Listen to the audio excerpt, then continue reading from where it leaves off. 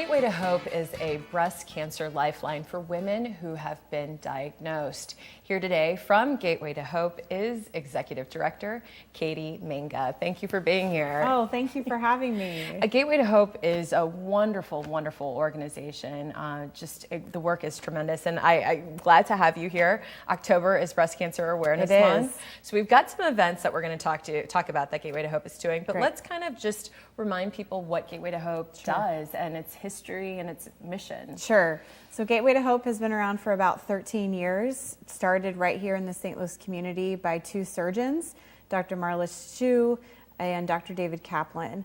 They're both very involved with the organization still today. And over time, the organization has changed a little bit. So a lot of people who are familiar with Gateway to Hope know that started out by serving uninsured women, and there was a network of physicians all over the region who were actually donating care. Of course, then the Affordable Care Act happened, a lot changed, and the organization changed its work a little bit as well to further our commitment to women in the community and to be able really to serve more women. So what we do today is we provide financial assistance and emotional support to women who have been diagnosed with breast cancer or are considered to be high risk and may have to go undergo some kind of procedure to prevent diagnosis. So what that often looks like for a patient, so first of all, to be eligible for our services, you have to make 4.5 times the poverty level or below. So what that means for a single individual is $56,000 a year. And for a family of 4, it's just over $110,000 a year.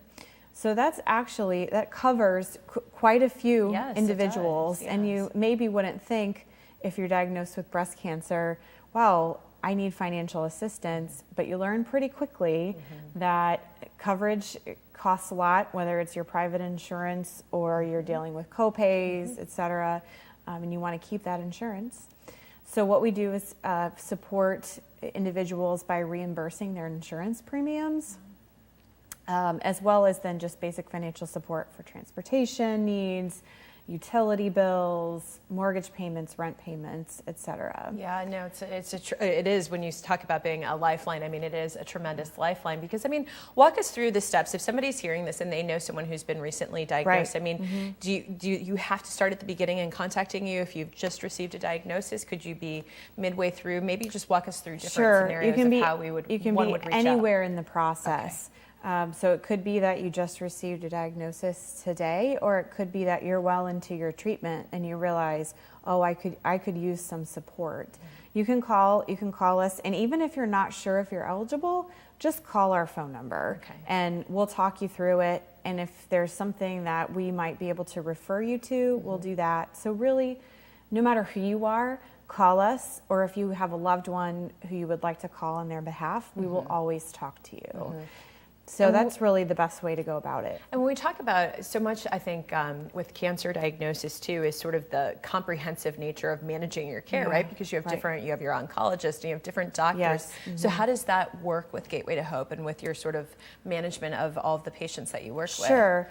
So we have social workers and nurses on our staff who are extremely knowledgeable in what it's like to go through breast cancer and to receive medical treatment and all the emotional stress that comes along with it.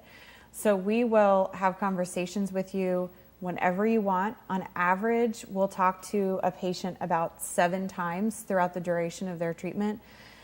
And that's phone calls, emails, and what we'll do is just walk them through, answer any questions they might have, refer to other services in the community that are out there. We have lots of great, fabulous community partners. And then even if there are questions about different medications and things like that, we do our best to answer those too. That's wonderful. That's wonderful. Well, we've got the information there for you on the screen. It's Gateway to Hope. You can head to their website, and as Katie just mentioned, really if you have any questions, you can give them a call, 314-569-1113, or head to their website. You can learn about your eligibility as well as other services that they provide. But there it is, gthstl.org. But don't go anywhere because as we mentioned, there's a lot of events coming up in October, and we're going to talk about Gateway to Hope's events. So please stay with us. We're going to have more right here at STL Live.